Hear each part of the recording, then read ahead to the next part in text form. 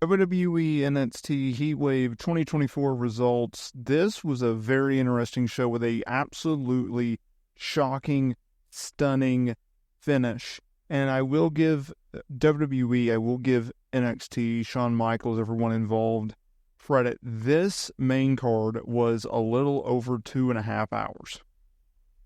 It was the same match card order. The number of matches that WWE Money in the Bank was, and it got over almost an hour earlier. Props to WWE for Money in the Bank. Props to WWE for Heatwave with not overextending its welcome. They did a phenomenal job. Get in, get out, leave you wanting more. Phenomenal. Now, unlike Money in the Bank, NXT Heatwave had a kickoff match, and that is where we're going to start. It was nothing major, but it was something. Arianna, Grace, Karmen went over Jacy, Jayne, and Jazmyn Nix. It was what it was. The story of the match was Grace being from Toronto, watching Monday Night Raw a little less than 2 years ago as a fan. Obviously, she is the daughter of Santino Marella, so she's good.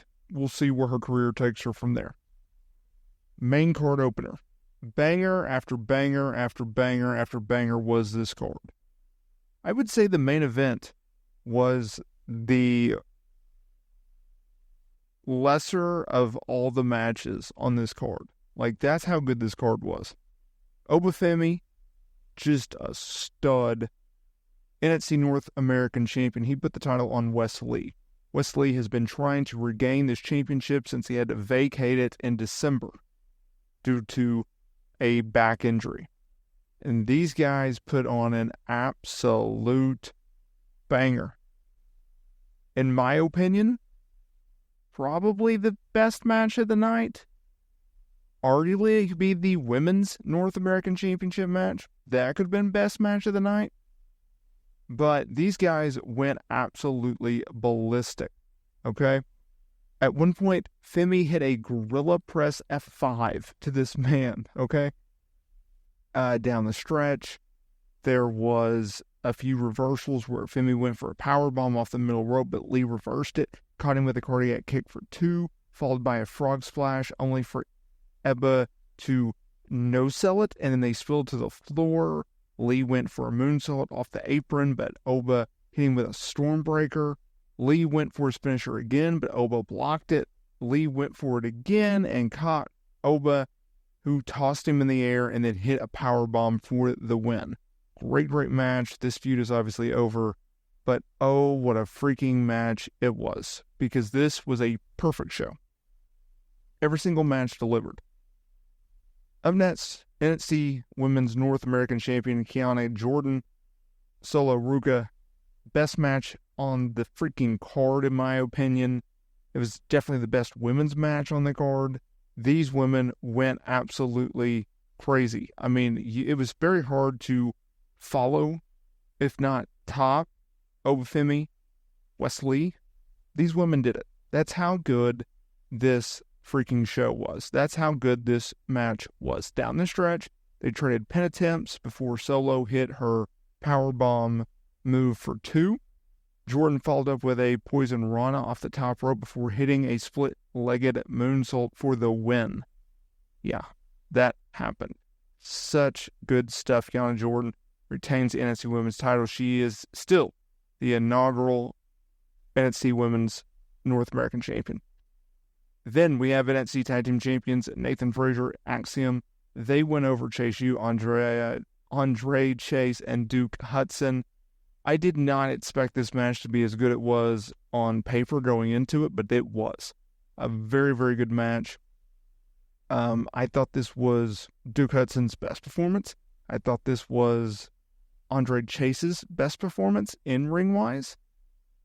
And I think you have to credit a lot to that for the abilities of Nathan Frazer and Axiom. Like, that's how good these guys are. They're world-renowned for a reason, and they showed it in this match. Just great, great stuff. In the end, it was Andre he hit a Russian leg sweep to Axiom and then put the boots to him before he hit a cross body off the top rope for 2 as Nathan broke things up, only for Axiom to connect with a super kick to chase for the win.